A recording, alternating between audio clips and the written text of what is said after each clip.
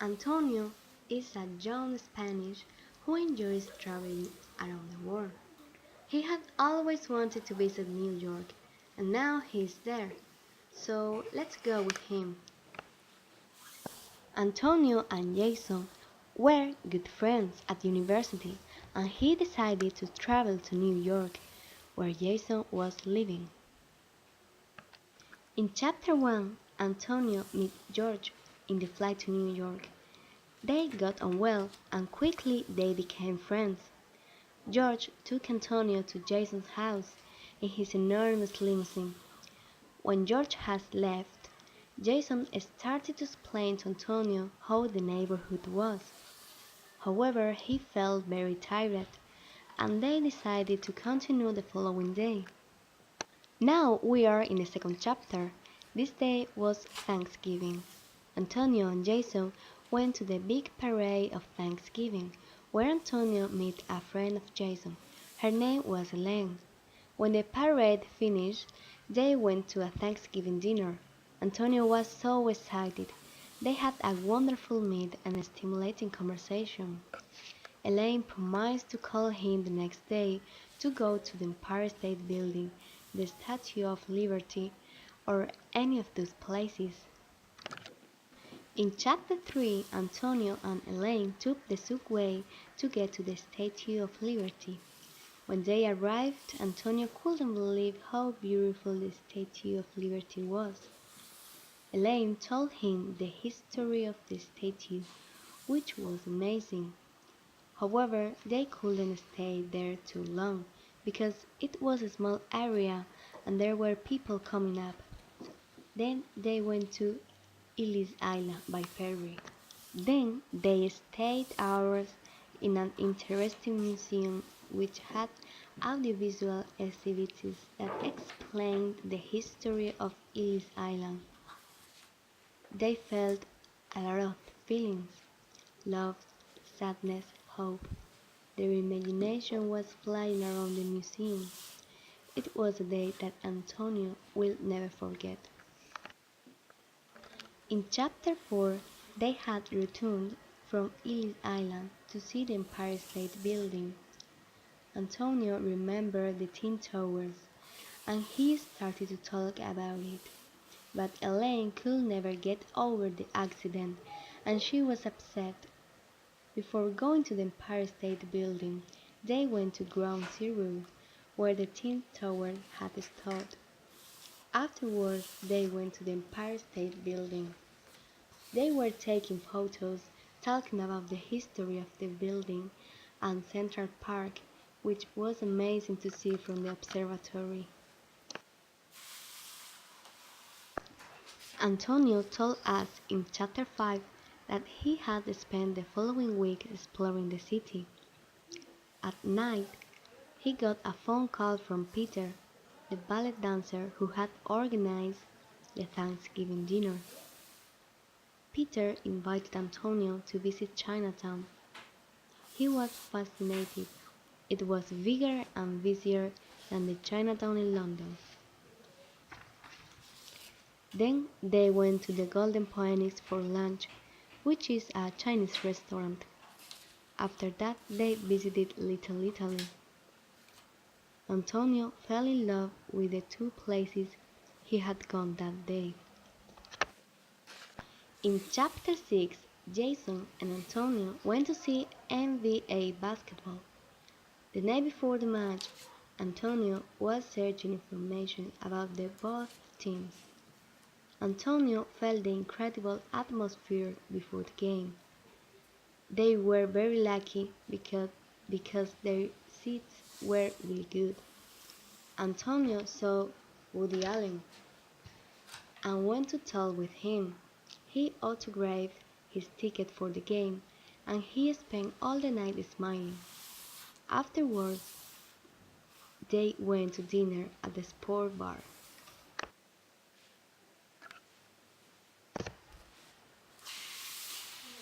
Not everything went perfectly during the chapter 7. Elaine called Antonio with bad news. Her parents bought her a plane ticket, to spend Christmas with them in Chicago, so she had to leave the following day. Antonio was so sad, but his mood changed fast when Elaine invited him to a hotel with a few of the people from the Thanksgiving dinner to spend New Year's Eve.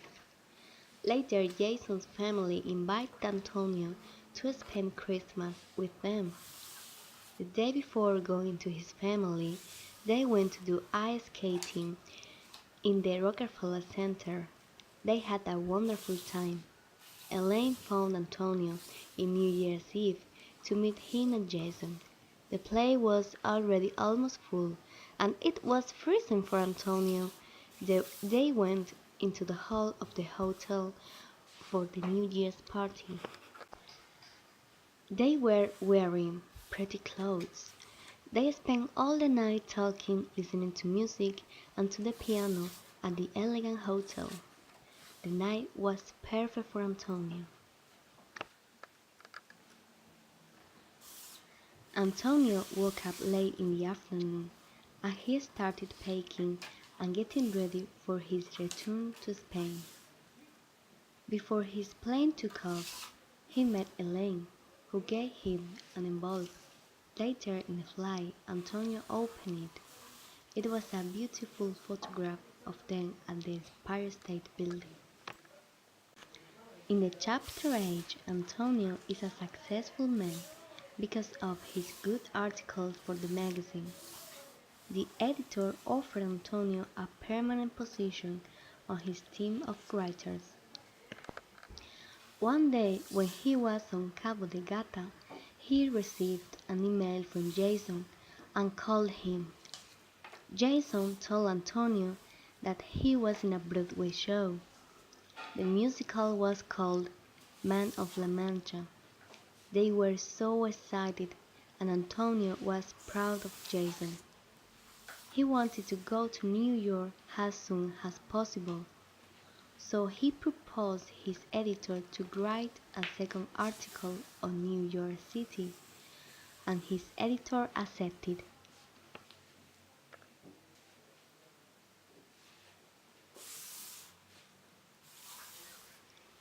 When he arrived at Kennedy Airport, Elaine was waiting for him.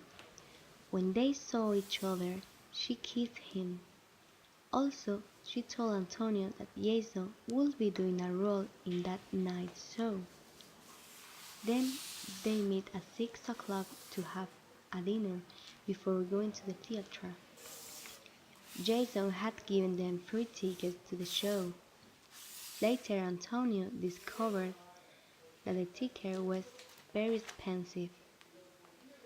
They were so nervous because both wanted Jason to do well, and he did very well.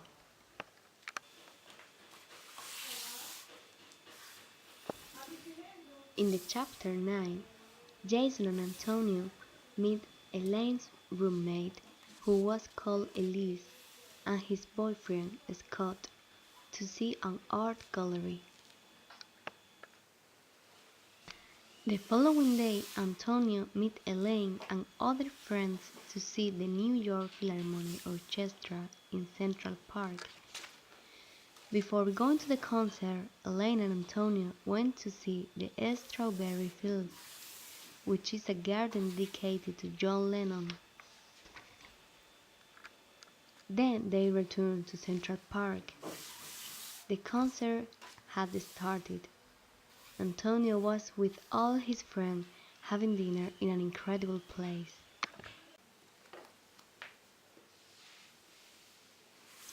In chapter 10, Jason invited Antonio to see a softball match. However, Antonio was worried because he didn't know anything about softball, and he suggested Jason to invite Jose Luis, the sport journalist. The following Thursday, Jose Luis and Antonio sat down on the field.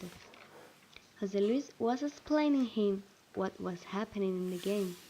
When they saw Antonio Banderas, he asked them if he could sit with them. Antonio couldn't believe it. When the game ended, Antonio Banderas invited them to his show and told them that there would be 2 free tickets for them. Antonio and Jose Luis will never forget that day.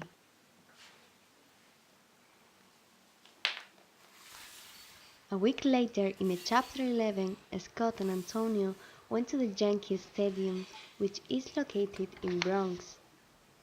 Scott and Antonio were a bit hungry, and he wanted to eat something typical at a basketball game. Scott ordered 2 hot dogs and a small Coca-Cola. Antonio, who was so thirsty, ordered a big one, but it was 2 liters of cola.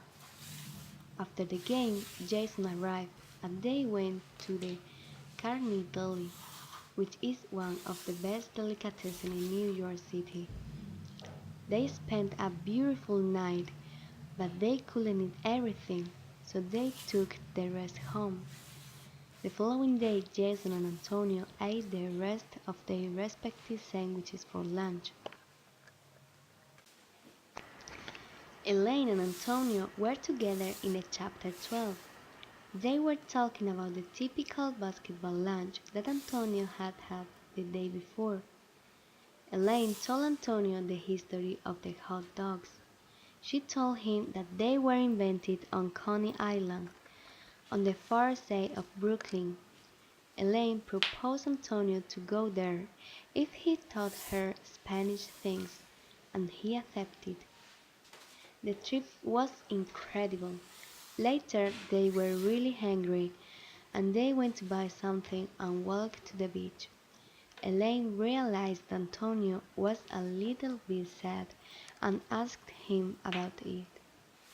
Antonio was sad because he would be returning to Spain in a couple of days, and he would miss everything in this city. At the end of the book, Antonio's friends organized a dinner in his honor in a small Indian restaurant. The restaurant was reserved only for them. The food was delicious and the place was magic. Antonio felt so lucky.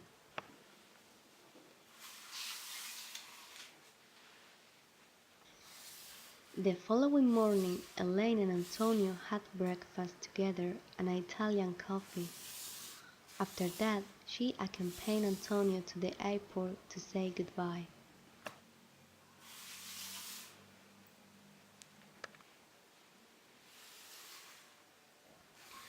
When he returned to Spain, he finished his second article on New York City, and it was a success. Although Elaine visited him in Spain, and her Spanish was improved, Antonio will never forget this travel, neither the people.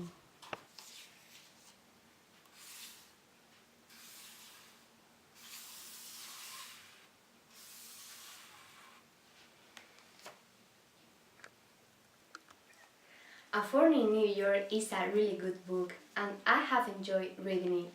Now I would like to go to New York. Antonio described amazing things and places in it. I have learned a lot of things because the book is easy to read and to understand. In my opinion, Antonio is such a lucky man. He has lived a lot of fantastic experience. I wish I could do the same. Now I know the history of hot dogs and the Empire State Building too. I have learned that I shouldn't order a big Coca-Cola in New York. It was so funny. I feel that I have been in New York before reading this book. I really enjoy it.